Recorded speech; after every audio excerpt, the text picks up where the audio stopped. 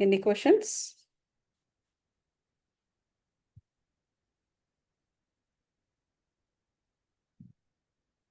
Questions ఏం లేకపోతే నిన్న మనం చెప్పుకుంటున్నది కంటిన్యూ చేద్దాము. మేనిఫెస్టేషన్ గురించి మనం మాట్లాడుకుంటున్నాం కదా. అంటే మన వాస్తవాన్ని మనం ఎలా ఎన్నుకుంటూ ఉంటాము, అది వర్తమానంలో ఉంటేనే జరుగుతుంది అది. అలాగే నిన్న కర్మయోగము, భక్తి యోగము, అలాగే జ్ఞాన యోగాల గురించి కూడా అందులో ప్రస్తావించాము. సో ఈ మేనిఫెస్టేషన్ అనేది ఎంత ఇంపార్టెంట్ అంటే మనకు వర్తమానంలో ఉండడం అనేది ఎంత ఇంపార్టెంట్ అంటే మనకి భవిష్యత్తుని సృష్టించుకోవడానికి, అంటే మన వర్తమానంలో ఉండడం అంటే అర్థం ఏంటి? ప్రస్తుతం జరుగుతున్న వాస్తవానికి మనము బాధ్యత పడుతూ ఉండాలి. అప్పుడు మనకు అర్థమవుతుంది. ఒక వ్యక్తి గురించి తెలుసుకోవాలనుకున్నా కూడా మనం మన వర్తమానంలో ఉంటేనే అవతల వ్యక్తి గురించి మనకు తెలుస్తుంది. ఆ వ్యక్తి యొక్క పరిస్థితి ఏమిటో మనకు తెలుస్తుంది. ఆ వ్యక్తి మనం ఏ వ్యక్తితో అయితే మనం డీల్ చేస్తున్నామో ఆ వ్యక్తి యొక్క పరిస్థితి మనకి తెలియాలంటే ముందు మనం ఉండాలి అక్కడ.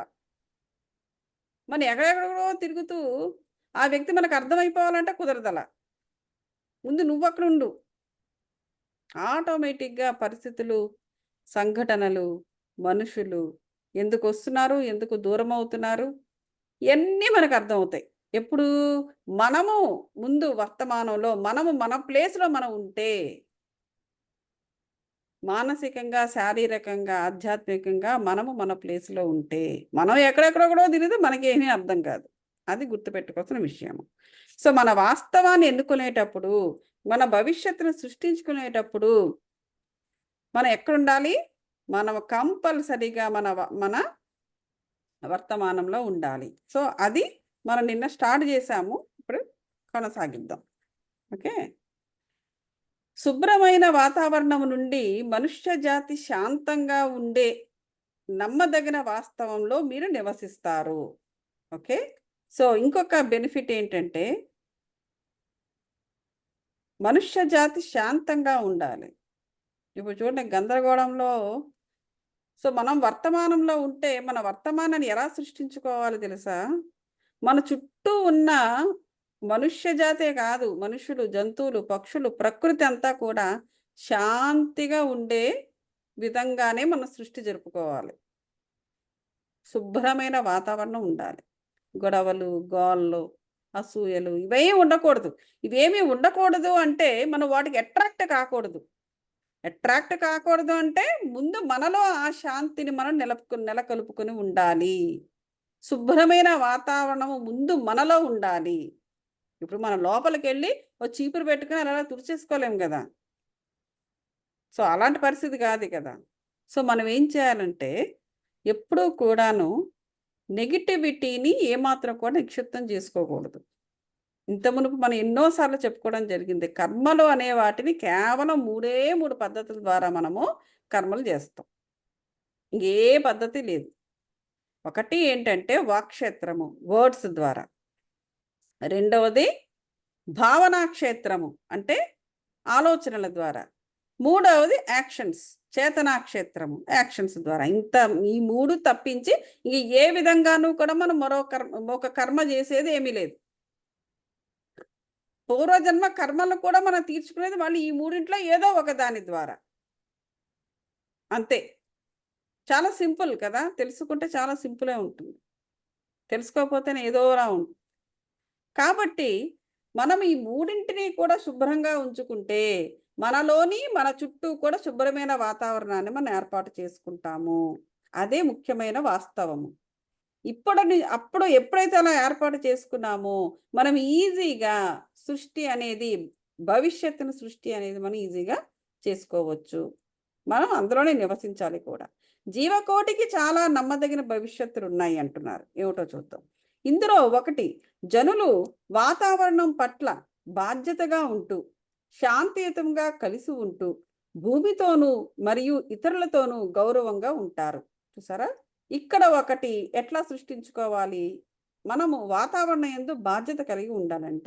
అంటే పరిశుభ్రం. ఇప్పుడు చూడండి, మోడీ రాంగానే మనకి స్వచ్ఛ భారత్ మొదలుపెట్టారు. ఆయన కూడా స్పిరిచువల్ వ్యక్తి కదా.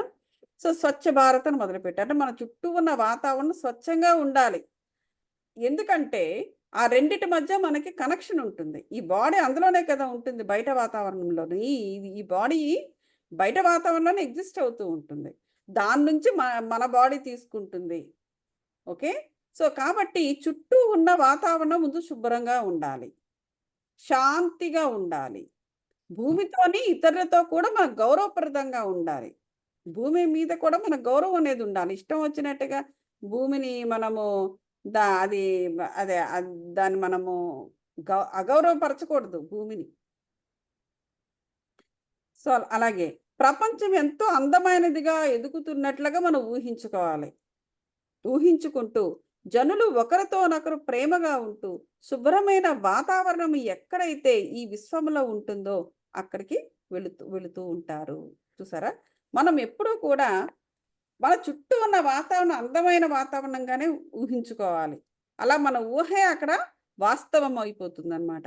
అందరూ మంచి వాళ్ళే. ఒకవేళ ఏదో చిన్న చిటకా మనకు కనిపిస్తూ ఉండవచ్చు మనుషుల్లో, బట్ స్టిల్ వాళ్ళని మంచి వాళ్ళగానే మనం పరిగణించాలి. అలాగని వాళ్ళు ఏదైనా చెడు చేస్తూ ఉంటే బెండ్ అవ్వమని కాదు నా ఉద్దేశం. ఎందుకంటే యాజ్ మచ్ యాజ్ పాసిబుల్ మనం ఊహించుకునే వాతావరణం మాత్రము చాలా అందమైన వాతావరణాన్ని మనం ఊహించుకుంటూ ఉండాలి. ప్రపంచం ఎంతో అందమైనదిగా ఎదుగుతున్నట్లుగా కూడా ఊహించుకోవాలి. ఎందుకంటే ఆ ప్రపంచం ఎదుగుతుంటే ఎదుగుతున్న ప్రపంచంలోనే మనం ఉండాలి. ఎప్పుడు కూడా మనము చిగురిస్తూ ఉండాలి. ఎదగడము అంటే మొలకెత్తడము, చిగురిస్తూ ఉండడము. జనులు ఒకరితో ఒకరు ప్రేమగా ఉంటూ శుభ్రమైన వాతావరణము ఎక్కడైతే ఈ విశ్వంలో ఉంటుందో అక్కడికి వెళుతుంటారు. ఇప్పుడు చూడండి, రెస్టారెంట్స్కి వెళ్తాం మనం. రెస్టారెంట్ అనేది నిజంగా చెప్పాలంటే ఒక గొప్ప పాజిటివ్ వాతావరణం. అంటే మనము అవన్నీ పట్టించుకోము. మనం ఏదో తొందరలో హడావిడిలో ఉంటాం. ఏదో వాడికి డబ్బులు పే చేసి గవో మనకు నచ్చింది ఏదో ఆర్డర్ చేసి గవో ఏదో తినేసేసి వెళ్ళిపోతాం. బట్ ఇన్ రియాలిటీ ఒకసారి వాళ్ళ షూలో నిలబడి చూడండి. వాళ్ళ ఆలోచనలు ఎలా ఉంటాయి? ఆ కుక్స్ దగ్గర నుంచి ఎవరు ఆ ప్రాపర్టీని నడుపుతున్న ఓనరు, ఆ కుక్స్, ఆ హెల్పర్స్, వాళ్ళ యొక్క మైండ్ సెట్ ఎలాగుంటుందో తెలుసా? వాళ్ళ యొక్క జీవితాలు ఎలా ఉంటాయో పక్కన పెట్టండి. కానీ వాళ్ళు వర్క్ చేస్తుండేటప్పుడు వాళ్ళ మైండ్ సెట్ ఎలా ఉంటుందో తెలుసా? వాళ్ళకు కస్టమర్స్‌ని అట్రాక్ట్ చేయాలని అనుకుని చూస్తుంటారు. ఎట్లా అట్రాక్ట్ చేయాలని చూస్తారు? By giving. మంచి క్వాలిటీ ఫుడ్‌ని పెట్టి, ఆ షెఫ్ కూడా ఆలోచన అదే విధంగా ఉంటుంది. ద బెస్ట్ ప్రాఫిట్స్ రావాలి అని చూస్తారు. ద బెస్ట్ ప్రాఫిట్స్ ఎప్పుడు రావాలి? ఎప్పుడొస్తుంది? వాళ్ళు మంచి క్వాలిటీ ఫుడ్‌ని సర్వ్ చేసినప్పుడు. సో ఇచ్చే ఇదిలో వాళ్ళుంటారు. మనము మంచి క్వాలిటీ ఫుడ్‌ని సర్వ్ చేస్తే కస్టమర్స్ ఎక్కువ మంది వస్తారు. వస్తే ఓకే. వాళ్ళకేవో బోనస్‌లు అవన్నీ ఇస్తారు. వాళ్ళ ఓనర్స్, అది వేరే సంగతి. కానీ బోనస్ గురించి ఆలోచించడు 24 గంటలు. వీడిక్కడ ఇవ్వడం గురించి ఆలోచిస్తాడు. అది ఎంత మంచి వృత్తో చూడండి. అంటే అది పెద్దగా గెజిటెడ్ ఆఫీసర్ వృత్తి కాకపోవచ్చు. కానీ పాజిటివ్ శక్తితో నిండిన గొప్ప వృత్తి అది. పొద్దున లేవంగానే ఇంట్లో ఎవరు కాఫీ చేసేవాళ్ళు లేకపోయినా, మనము బస్ స్టాప్ దగ్గరో, ఎక్కడో దగ్గర మనం బయటికెళ్ళైనా సరే వాడి దగ్గర కాఫీ తాగుతాం. ఒకడు ఇంట్లో తాగినా మళ్ళీ కాఫీ చూడంగానే కాఫీ తాగుతాం. రైట్? సో ఎందుకంటే ఆయా సంస్థలు ఇచ్చేవిగా ఉంటాయి. మంచి కాఫీ ఇస్తే కస్టమర్స్ బోలెడుమంది వస్తారని చూస్తారు వాళ్ళు. ఇచ్చే ఇదిలో ఉంటారు వాళ్ళు. సో అట్లాగా మనకు చిన్నదా, పెద్దదా అని కాదు. వాడు ఆటోమేటిక్‌గా ఏమవుతుందంటే వాడు చేసే కర్మ చేతే ఆ మనుషులు పాజిటివ్‌గా తయారవుతూ ఉంటారు. మనం చేసే కర్మలోనే ఒక పాజిటివ్ కర్మను మనం ఎంచుకోవాలి. అందుకే అంటారనమాట. ఏమంటారంటే ఎప్పుడూ కూడా ఇవన్నీ కూడా ఏంటంటే ఒక వ్యక్తి కోసము పాటుపడే ఆహ్, కర్మ కాదిది. ఒక వ్యవస్థ కోసం పాటుపడే కర్మ. మనం ఎప్పుడు ఒక వ్యక్తి కోసం పాటుపడకూడదు. మనం ఒక వ్యవస్థ కోసం పాటుపడాలి. ఆ వ్యవస్థ ఎందుకంటే ఆ వ్యవస్థ విశ్వంలో ఒక పార్ట్. అంటే అంటే ఎప్పుడు కూడా అందరూ అటువంటి ఉద్యోగాలే పికప్ చేసుకోవాలా అంటే దొరకచ్చు, దొరక్కపోవచ్చు. సమ్‌టైమ్స్ ఒక వ్యక్తి కోసమే మాత్రమే పని చేస్తూ జీవితం వెళ్ళబుచ్చే పరిస్థితి ఏర్పడుతూ ఉంటుంది కొంతమందికి. అది. వాళ్ళు ఎంచుకున్న వారి వారి జాబ్స్‌ని బట్టి ఉంటుంది. సో, ఇలాంటి నేను ఇలా ఎందుకు చెప్తున్నానంటే, ఆ శుభ్రమైన వాతావరణం అంటే మనిషి యొక్క మైండ్ సెట్ కూడా ఇచ్చే విధంగా ఉన్నప్పుడు, అక్కడ ఒక పాజిటివ్ శక్తి అనేది అక్కడ ఏర్పాటు జరుగుతూ ఉంటుంది. ఆ పర్టిక్యులర్ ఏరియాలో. సో, అలాగే అప్పుడు ఆటోమేటిక్‌గా ఏంటంటే వాడు చక్కగా మాట్లాడతాడు. మనం కూడా చాలా చక్కగా ఉంటాం. ఫస్ట్ వాళ్ళ దగ్గర కాఫీ తాగిన తర్వాత మన ఇంజిన్ స్టార్ట్ అవుతుంది. కాబట్టి ఒకరితో ఒకరు ప్రేమగా ఉంటూ, శుభ్రమైన వాతావరణం ఎక్కడైతే ఈ విశ్వంలో ఉంటుందో అక్కడికి ఆటోమేటిక్‌గా మనం వెళ్తాము. చూడండి చాలామంది ఇక్కడ కూడా చూస్తుంటాం. అలాగ అసలు మా డ్రైవ్ చేసుకుంటా వెళ్తారు. అక్కడ ఫుడ్ బావుంటుందని. అది ఏంటంటే అది ఆత్మ యొక్క లక్షణం. నీకు ఎక్కడ ఆత్మకు తెలుస్తుంది. మన చుట్టూ ఉన్న దగ్గర ఎన్నో ఉంటాయి ఇండియన్ రెస్టారెంట్స్ ఇవన్నీ గూడాను. కానీ, ఆ రోజు అక్కడికి వెళ్ళాలని కోరుకుంటూ ఉంటారు మానవులు. అక్కడికెళ్ళినా, ఇక్కడికెళ్ళినా అదే ఫుడ్ దొరకవచ్చు. కానీ, అక్కడ ఏదో ఒక ఆహ్, పాజిటివ్ వాతావరణం ఉంది అక్కడ. అది ఆత్మ గ్రహిస్తుంది. కానీ మామూలు మనిషికి బ్రెయిన్‌కి ఏం అర్థమవుతుంది? టైమ్ ఉంది కదా! సరదాగా ఫ్రెండ్స్‌తో కలిసి వెళ్దాం అని అంతే ఆ లిమిటెడ్ అన్నమాట. లిమిటేషన్ ఉంటుంది బ్రెయిన్‌కి. కానీ ఆత్మకది ఉండదు. సో, ఎక్కడ పాజిటివ్ వాతావరణం ఉంటుందో, అక్కడికి వెళ్ళడం అనేది విశ్వంలో చాలామంది చూస్తూ ఉంటాను. నిన్న ఒక వ్యక్తిని కలిసాను. ఆవిడ స్కాట్లాండ్ వెళ్తుందావిడ. స్కాట్లాండ్‌లో ఆమె అదేంటి అక్కడ అంటే జస్ట్ ఊరకనే. స్కాట్లాండ్‌లో ఊరకనే ఒక 3 డేస్ 3 ఆర్ 4 డేస్ అన్నమాట. ఆ 3, 4 డేస్‌లో ఇన్ని కవర్ చేయగలవా అని అడిగాను నేను. ఇదని. అంటే అది చాలా పెద్దదేం ఉండదు. జస్ట్ సౌత్ కేరళలో ఎంతుందో అంతే ఉంటుంది స్కాట్లాండ్. సో, తనేమో వాళ్ళు ప్లాన్ చేసుకున్నదంతా చెప్తోందనమాట ఆవిడ. అమెరికనే. సో, కార్ తీసుకుంటానక్కడ. కార్ తీసుకొని అక్కడ అంటే కొత్త కోడలు సెకండ్ వన్. సో, మేమిద్దరము we we we are getting know each other. So, మా అబ్బాయి ఉండటం లేదు. సో, మా అబ్బాయి లేకుండా అత్తాకోడలు మేమిద్దరము కూడా వి స్పెండ్ సమ్ టైమ్. చూడండి వాళ్ళు అమెరికన్స్ ఎలా ఉంటారో.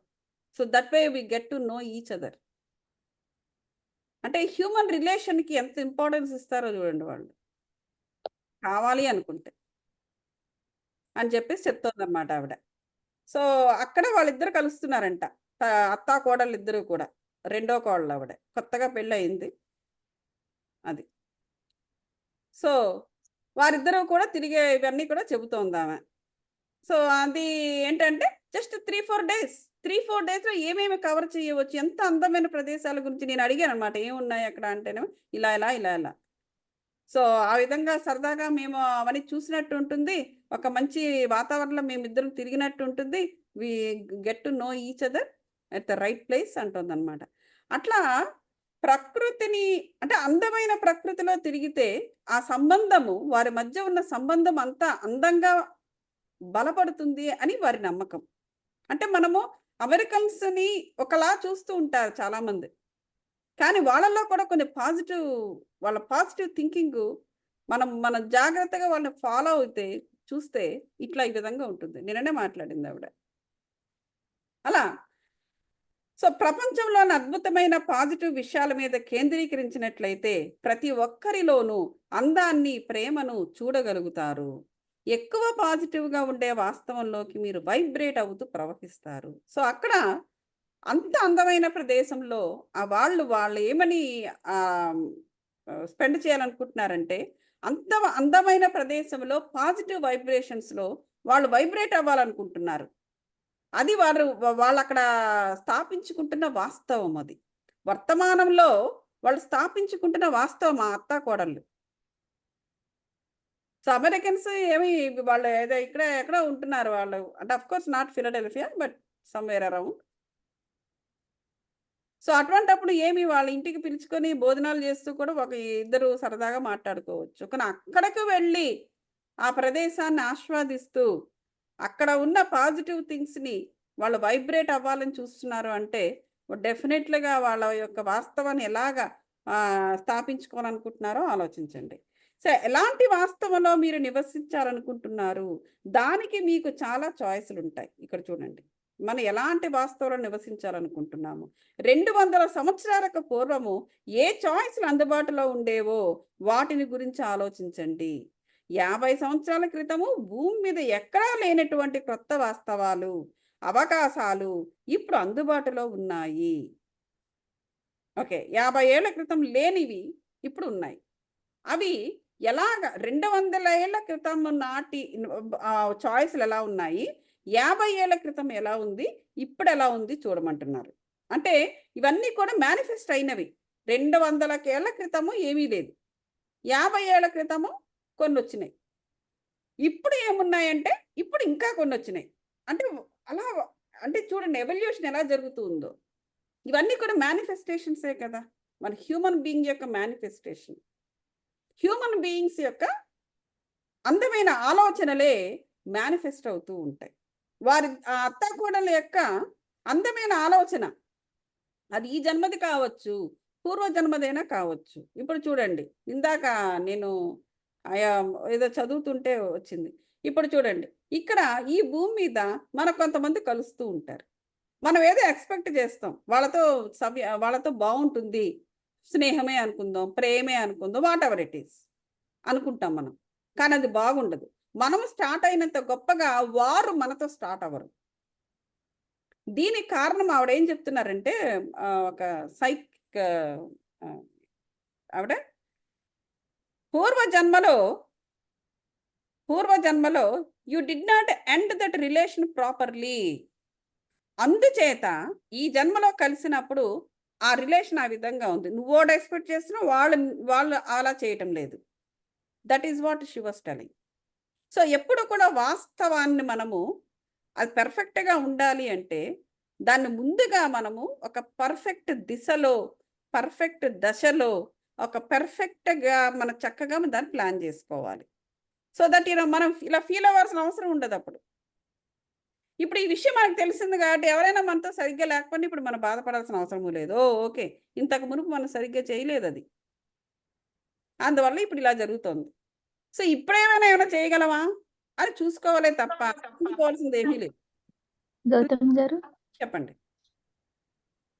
ఇందాక మీరు చెప్పారు గదా! అంటే ఒక అమ్మాయిది అది రియల్ ఎగ్జాంపలా? నాకర్థం కాలేదండి.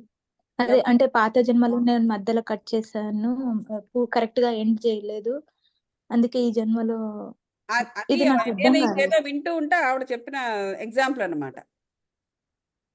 సో, ఆ! అది ఎగ్జాంపుల్ ఏంటంటే సపోజు ఈ జన్మలో ఎవరితోనైనా ఫ్రెండ్‌షిప్ గాని, ప్రేమ గాని ఎక్స్‌పెక్ట్ చేస్తున్నారనుకోండి.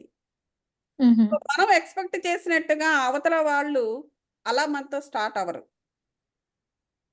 సో, అప్పుడు ఆటోమేటిక్‌గా డిసప్పాయింట్‌మెంట్ అనేది వస్తుంది.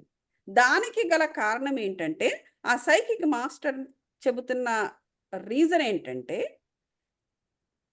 ఆది పాత జన్మలో ఆ రిలేషన్‌ని సరిగ్గా ఎండ్ చేయకపోవడం వల్ల, లేతే ఆ రిలేషన్‌ని సరిగ్గా మెయింటైన్ చేయకపోవడం వల్ల, మళ్ళీ ఈ జన్మలో వారిద్దరూ ఇలా కలిసినా కూడా, వారి మధ్య సత్సంబంధాలు ఏర్పడలేదు. మనం ఎక్స్‌పెక్ట్ చేసిన వెంటనే, చేసినంత మాత్రం చేత, అవతల వారు కూడా అదే ఎక్స్‌పెక్టేషన్‌లో ఉండాలని ఉండదు. దానికి కారణం ఏంటంటే, దానికి కావలసిన సరియైన పరిస్థితిని మనం ఇంతకు మునుపు జన్మలో వాస్తవంగా సరిగ్గా సృష్టించుకోలేదు. సరిగ్గా ఎన్నుకోనో లేదో, ఎన్నుకున్నా కూడా సరిగ్గా మెయింటైన్ చేయలేదో, మెయింటైన్ చేసినా సరిగ్గా ఎండ్ చేయలేదో. ఏదైనా కావచ్చు అని చెప్పేసి చెప్తున్నారు. అది. అర్థమైందా? యాహ్! సో, అది ఆ విధంగా. ఇప్పుడు నేను చెప్పిన అత్తాకోడళ్ళది ఇది నా అనుభవము. నేను నిన్ననే వారిని కలిసాను. సో, అది ఆ విధంగా కూడా ఉంటారు. వారెందుకు ఆ విధంగా అటువంటి గొప్ప ఆలోచనతో కలిగి ఉండుండొచ్చు. వారి బిగినింగ్‌ని అలా ఎందుకు చేస్తుండొచ్చు. అంటే ఇంతకు మునుపు జన్మలో ఆ స్త్రీలిద్దరూ వాళ్ళు ఆ విధమైన వాస్తవాన్ని వాళ్ళు ఎన్నుకున్నారు. అందువల్ల ఈ జన్మలో వారు అత్తాకోడళ్ళు అయినప్పుడు చాలా అందమైన ప్రదేశంలో, చాలా అందమైన ఆలోచనలతో, చాలా అందంగా వాళ్ళిద్దరూ స్టార్ట్ అవుతున్నారు. సో, అది. ఆ విధంగా మన వాస్తవాన్ని మనము ఇచ్చేసుకోవాలన్నమాట. అబ్రప్ట్‌గా వదిలేయడము అనేది కూడా కరెక్ట్ కాదు. సో, అంటే మనం ఎన్నో ఉపకారాలు కొంతమందుంటారు. 100 ఉపకారాలు చేసిన తర్వాత 101 ఉపకారం చేయడం మానేస్తే చాలు. ఇక మనం అంతవరకు చేసిందంతా పాయే. ఇంకా అవన్నీ డిఫరెంట్ దశ. డిఫరెంట్. వాడేంటంటే ఆత్మలకి తృప్తి అనేది లేదు అని అర్థం అక్కడ. తృప్తి లేని ఆత్మలు. మనం 100 ఉపకారాలు చేసినా అయి గుర్తుపెట్టుకోవు. 101 ఉపకారం ఏదో చేయలేదు అనుకోండి. ఏదో మనకు అవ్వకపోయుండొచ్చు. లేదా సిక్ అయిపోయి ఉండొచ్చు. లేకపోతే ఇంక మనం అక్కడ లేకపోయుండొచ్చు. ఇంక ఏ కారణమైనా కావచ్చు. మన 101 ఉపకారానికి మనం అటెండ్ అవ్వల. అంతవరకు చేసిన 100 ఉపకారాలు పాయే. సో, అవన్నీ కూడా అవి ఎలాగంటే, అవి ఏంటంటే మనము డీల్ చేసినవి తృప్తి లేని ఆత్మలవి. ఒక పరిపూర్ణత లేని ఆత్మలవి. Low dimension ఆత్మలవి. సో, వాటికేమి కావాలి? వాటిని నేను బ్లేమ్ చేయడమో, లేతే వాటిని నేను తక్కువగా చూడడమో చేయటం లేదు. తక్కువగా చెప్పటం లేదు. వాటికేం కావాలి అంటే సెల్ఫ్ గ్రోత్ కావాలి. మనల్ని అర్థం చేసుకోవడానికి సో, మన స్థాయిని వాళ్ళు పెర్ఫెక్ట్‌గా అర్థం చేసుకోవాలంటే, వాటికి కొంత సెల్ఫ్ గ్రోత్ అవసరము. సో, ఆ సెల్ఫ్ గ్రోత్‌కి అవసరము అంటే, వారి జీవితంలో కొన్ని సంఘటనలలో, లేకపోతే ఏదో ఒక కొన్ని కొన్ని వాటికి వారికి అవి నేర్పుతాయి. సో, వారది నేర్చుకొని మన స్థాయికొచ్చేంత వరకు మనం వెయిట్ చేస్తే చేయాలి. లేదా అంటే లెట్ దెమ్ గో అవే అని చెప్పేసి వాటిని అలా వదిలేయాలనమాట. సో, ఎప్పటికో సెల్ఫ్ గ్రోత్ జరుగుతుంది. వాటి మధ్య కూడా ఎవల్యూషన్ జరుగుతుంది. వాళ్ళ మధ్య కూడా. అది ఇదే జన్మలో జరగవచ్చు. లేదా మరో 10 జన్మలు ఎత్తిన తర్వాత జరగవచ్చు. Whatever it is. అందరూ కూడా ఏదో ఒక టైంలో లెర్న్ చేసుకొని ముందుకెళ్ళిపోవాల్సిందే. ఎవరు అక్కడ ఆగిపోరు. ఎవరు కూడా ఏ డైమెన్షన్‌లో ఉన్నవాళ్ళు ఆ డైమెన్షన్‌లో ఉండిపోరు. ఆ కాలం ముందుకు తోస్తూనే ఉంటుంది. కాబట్టి ప్రస్తుతం మనం కలిసాము వారిని.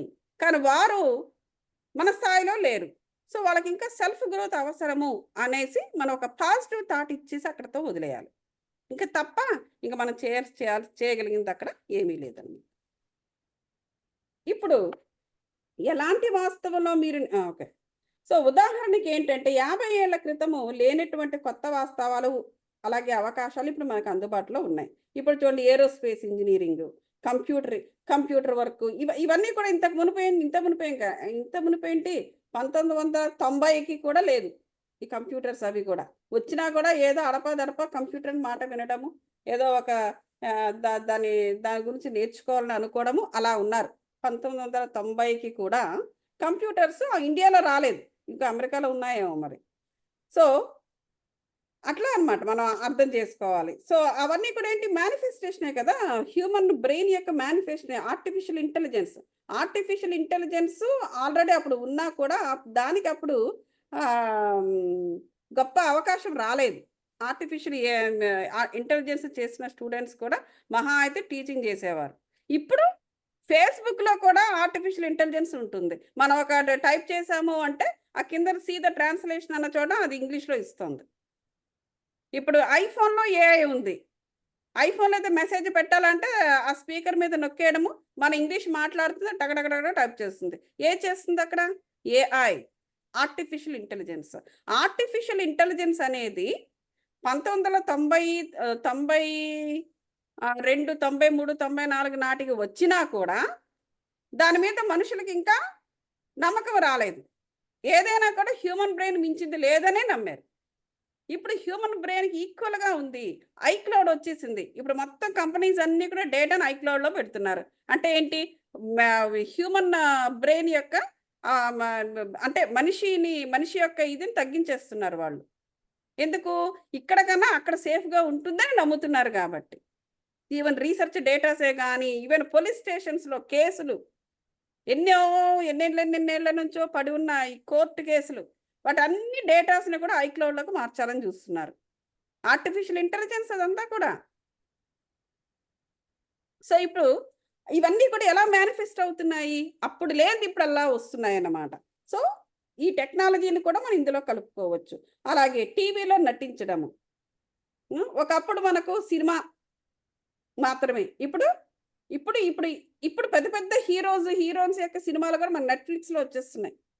మన ఈ కోవిడ్-19 టైంలోని అది కొత్త సినిమాలు, పెద్ద హీరోల యొక్క సినిమాలు, హీరోయిన్ల యొక్క సినిమాలు మన ఇంట్లో కూర్చొని నెట్‌ఫ్లిక్స్‌లో చూసేసాం. అయిపోయి చాలా చిన్నదైపోతుంది. అది మేనిఫెస్టేషన్ అది.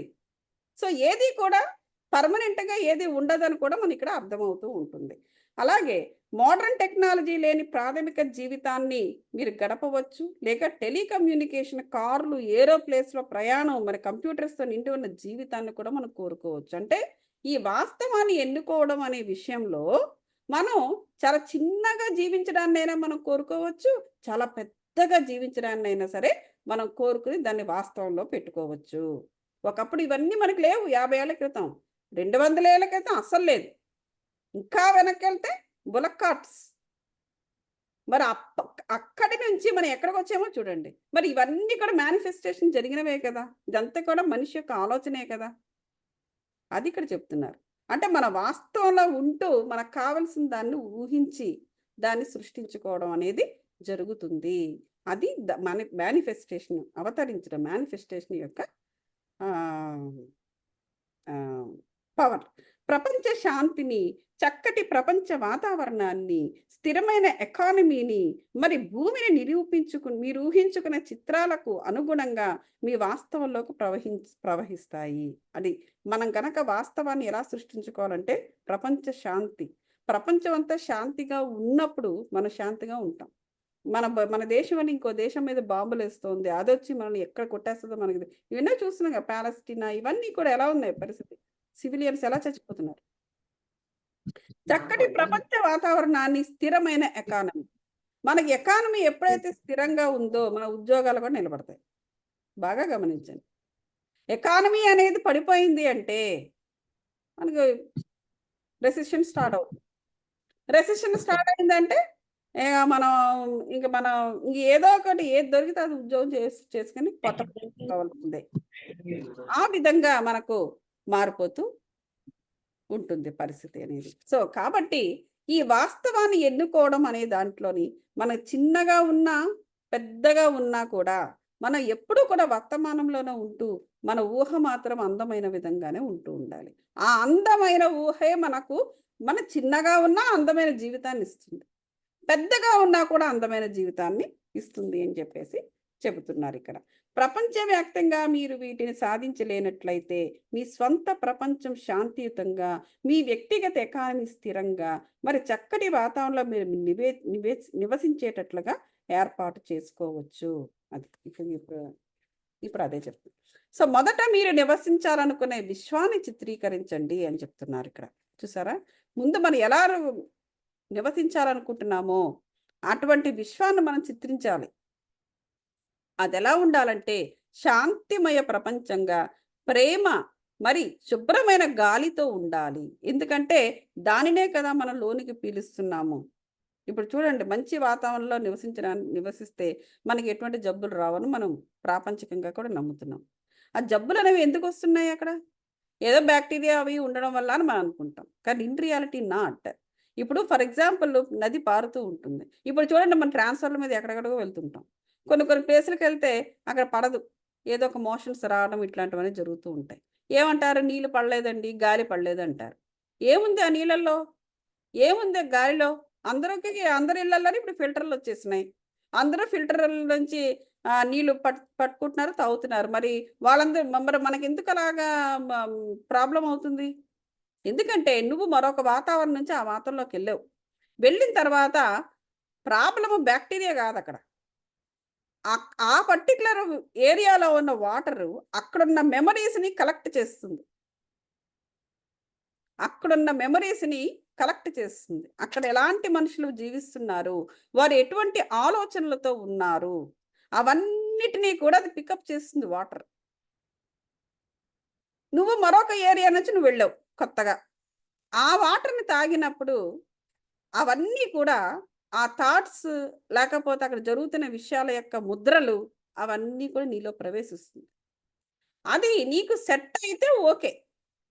అది సెట్ కానప్పుడు it works against to your soul.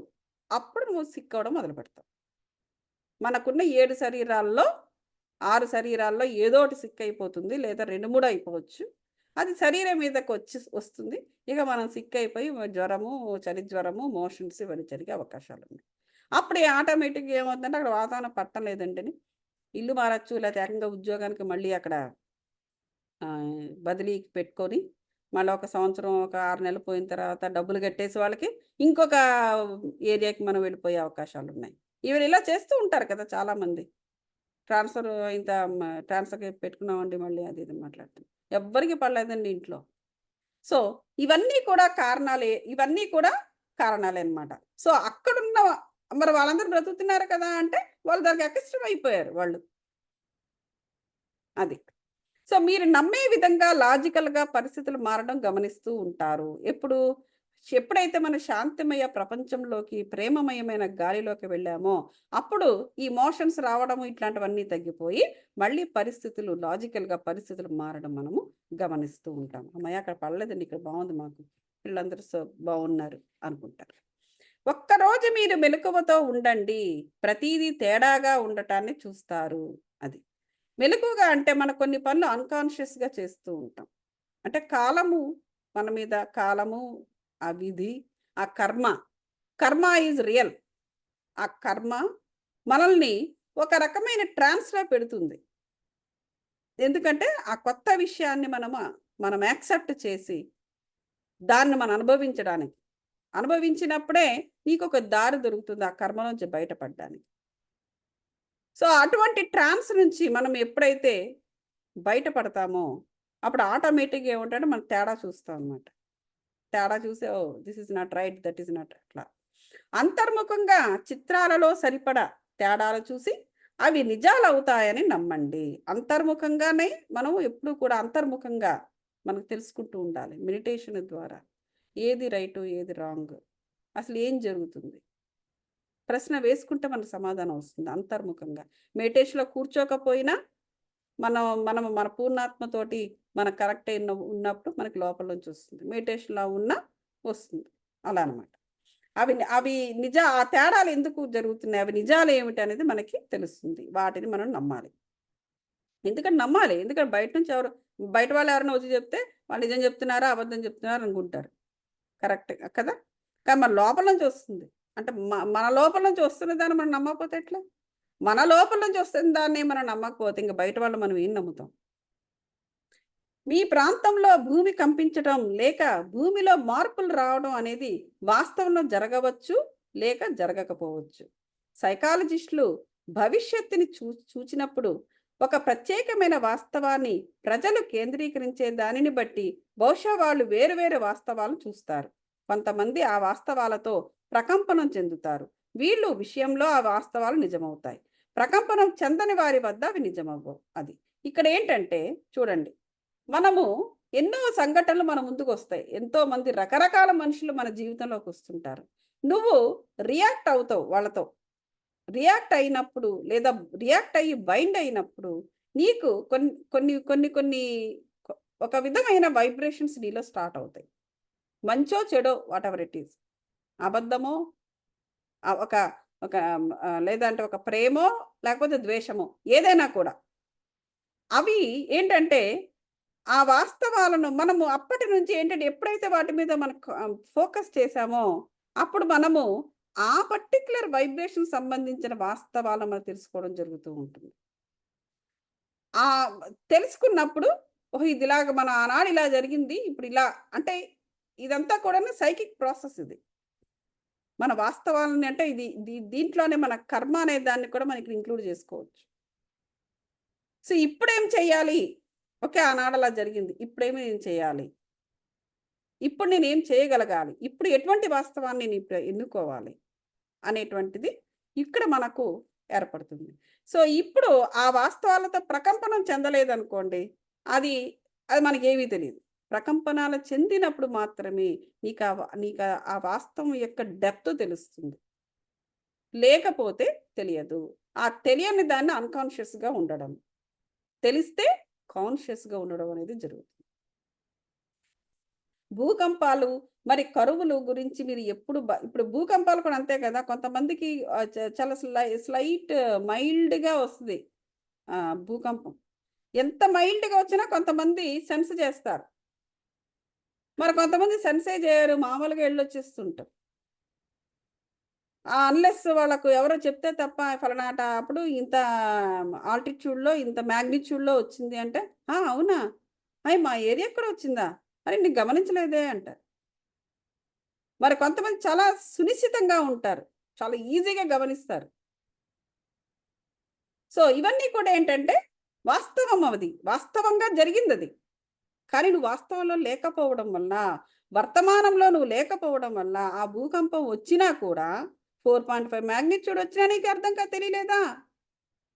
లేదండి నాకు మా మా మా మా సైడే రాలేదు అసలు భూకంపం అంటారు. అలా లేక రాకుండా ఉంటుంది, మీ పక్కింటికి వచ్చింది, మీ పక్కింటి వాళ్ళు గమనించారు. ఎందుకంటే నువ్వు వర్తమానంలో లేవు కాబట్టి. నీ భూకంపం వచ్చినా 4.5 మ్యాగ్నిట్యూడ్లో భూకంపం వచ్చినా నువ్వు నీకు కాన్షియస్లో లేవు. పక్క వాళ్ళు వర్తమానంలో ఉన్నారు కాబట్టి వాళ్ళు టక్కుమని పట్టుకున్నారు. అది తేడా. భూకంపాలు మరి కరువుల గురించి మీరు ఎప్పుడూ బాధపడుతున్నట్లయితే ప్రాబబుల్ వాస్తవంలో అవి జరగటాన్ని మీరు చూస్తారు. పెద్ద మొత్తంగా అవి జరగనప్పటికీ మార్పులు సంభవించే ఆ ప్రాంతాలకు మీరు లాగబడతారు. ఇంకోటి ఇది కూడా ఏంటి, ఇమాజినేషన్ కొంతమంది ఎప్పుడు చూసినా భయపడుతూ ఉంటారు. భయం అనేది కూడా మేనిఫెస్ట్ అయిపోతుంది. ఏదో ఒకసారి ఎప్పుడో అనుకోకుండా వాళ్ళ లైఫ్‌లో ఏదో వాళ్ళ గ్రామంలోనే ఏదో కరువు కాటకాలు వాళ్ళు చూసారనుకోండి. అదలే గుర్తుపెట్టుకొని ఎప్పుడు చూసినా కరువు గురించి ఆలోచిస్తూ, ఆ కరువుకి భయపడిపోతూ అలా చేస్తూ ఉండేటప్పుడు కూడా అది వాస్తవంలోకి అది నిజమైపోతుంది అని చెప్తున్నారనమాట. సో ఒకవేళ ఆ ప్రాంతంలో కరువు అనేది లేకపోయినా కేవలము ఈ భయంతో ఉన్న ఈ మనుషులు మాత్రమే ఎక్కడైతే కరువు ఉందో అక్కడికి వాళ్ళు ఆ ప్రాంతాలకు వాళ్ళు లాగబడతారంట ఏదో ఒక విధంగా. చూడండి, ఇంకా ఆ టైంకి వాళ్ళు అక్కడికి ఏదో విషయం మీద ప్రయాణం చేయడమో, ఏదో జరగడము, ఆ బస్సు ఆగిపోవడము, ఆ రాత్రంతా వాళ్ళకి అక్కడ ఫుడ్ లేకపోవడము, ఆ ప్రాంతంలో ఇంకేది దొరక్కపోవడము, ఆ ప్రాంతం చాలా ఏదో మొత్తానికి వారు ఏ విషయంలో అయితే బాధపడుతూ ఉంటారో ఆ విషయానికి లాగబడతారు. ఎక్కడో జరుగుతున్న చోటకి లాగబడతారట. చూడండి ఆ మేనిఫెస్టేషన్ అనేది ఎట్లా ఉంటుందో. సో వాస్తవంతో కంపనమవుతూ మీకిష్టమైన వాతావరణంలో మీరు నివసిస్తారు. అలాంటివి ఊహించుకోండి ఎప్పుడు కూడా. అందువల్ల వాస్తవంలో ఎప్పుడు కూడా ఈ బెంగ, భయం, బాధ ఏమీ వద్దు. బెంగ పడడానికే లేదనమాట. అది అంటే ఆ బెంగ ఎందుకొస్తుంది? ఒకవేళ ఒక వ్యక్తి మీద కూడా ఒక బెంగ వస్తుందనుకోండి. ఆ బెంగ ఇప్పుడు ఎందుకొస్తుంది? ఏ సంబంధం లేకుండా. అంటే పూర్వజన్మలో ఏదో సంబంధం ఉంది ఆ బెంగతో. ఇప్పుడు మనకది అర్థం చేసుకుంటున్నాము కాబట్టి ఇక ఇప్పుడు బెంగ పడకూడదు. దాన్ని కంటిన్యూ చేయకుండా దాన్ని మరొక విధంగా మేనిఫెస్ట్ చేయాలి. అది ఇక్కడ చేస్తున్నది. ఎదగదల అనేది దరిద్రంగా ఉంటుందని చిత్రించుకునే బదులు ఎదుగుదల అనేది మంచిగా ఉంటుందని చిత్రీకరించుకోండి అని చెప్తున్నారు. మీ చుట్టూతా ఉన్న పరిస్థితులు, వాతావరణము, భూమిలో మార్పులు, పెద్ద మొత్తంలో సంఘటనల గురించి బాధపడుతున్నట్లయితే ఆశ్చర్యంగా అవన్నీ మారుతున్నట్టు ఊహించుకోండి. ఇప్పుడు చూడండి, నిజంగా పరిస్థితులు బాలేదనుకోండి, అటువంటి వాతావరణంలో ఉన్నారే అనుకోండి, మానవులు నివసిస్తున్నారు, తప్పదు, ఎక్కడికెళ్ళిపోతారు, అక్కడే పుట్టారు, రైట్? సో అటువంటప్పుడు ఏంటంటే అటువంటి సమయంలో అటువంటి పరిస్థితులు ఉన్నప్పుడు భూమిలో మార్పులు వచ్చినట్టు, పెద్ద మొత్తంలో సంఘటనలన్నీ మారిపోయినట్టు, ఆ బాధ అనేదే లేకుండా ఆశ్చర్యంగా, ఆనందంగా, హాయిగా ఉన్నట్లు అలాగ ఊహించుకోండి అని చెప్పేసి చెబుతున్నారు. భూమి ఎక్కువ అందమైనదిగా అవుతున్నట్లుగా ఊహించాలి. అందమైన భూమి అంటే ఏదైనా నేచురలే కదా! అంటే ఎప్పుడు అందం గురించే ఆలోచించి అనాకారితనాన్ని విస్మరించడంలో అది తప్పు కదా! మానవత్వం కాదు కదా! అవన్నీ లాజికులొద్దక్కడ. అనాకారితనాన్ని నువ్వక్కడ అంటే అర్థం ఏంటక్కడ? అనాకారితనాన్ని కూడా ఇక్కడ అందంగా ఊహించుకోమని చెప్తున్నారిక్కడ స్పిరిచ్యువల్‌గా. అంతే తప్ప అనాకారితనాన్ని సపోర్ట్ చెయ్యొద్దని చెప్పలేదు అక్కడ. తేడా ఉంది. ప్రాపంచికంగా చాలామంది ఇట్లా ఉంటుంది చిన్న రెవల్యూషన్స్. కానీ మనం మాత్రము ఆ విధమైన వాటిని ఫాలో కాకూడదు. మీరు సృష్టించిన పాజిటివ్ విజన్ టెలిపతి ద్వారా ఇతరులకు కూడా అందుబాటులో ఉంటుంది. చూసారా? మనం ఏదైతే మనం సృష్టిస్తున్నామో పాజిటివ్‌గా టెలిపతి ద్వారా ఇతరులకు కూడా అది చేరుతుంది.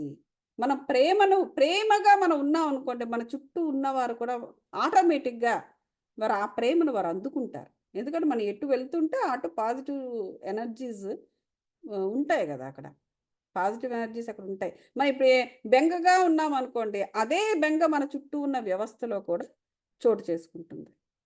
మన ప్రేమగా, ఉత్సాహంగా ఉన్నామంటే, మనం ఎటు నడిస్తే అటు ఆ ప్రేమ, ఉత్సాహము మనతో పాటు నడుస్తూ ఉంటుంది. ఆటోమేటిక్‌గా ఆ పరిధిలోకి ఎంతెంత మంది వచ్చారో వారందరూ కూడా ఉత్సాహంగా తయారవుతూ ఉంటారు. అది ఇక్కడ చెప్తున్నారు. మీ ఆలోచనలు మరి మీ అభిప్రాయాలే మీ వాస్తవాన్ని సృష్టిస్తాయి. అది ఈరోజు మనం చెప్పుకున్నాం. ఓకే. మీకు ఇష్టమైన ఏ వాస్తవాన్నైనా మీరు సృష్టించుకోవచ్చు. మీకేమి కావాలో వాటికి పరిధులు ఉండనవసరం లేదు. ఇక పరిధులు గీయాల్సిన అవసరం లే. ఆనందానికి పరిధులు ఎందుకు? ఉండవలసిన అవసరం లేదు. మనం ఇక్కడ ఆపుదామండి. సో, ఈవేళ మనము దీనిపైన ఏదైనా ప్రశ్నలుంటే అడగండి. No questions? క్వెషన్స్ ఏమి లేకపోతే మనం ఇక్కడ ఆపుదాము.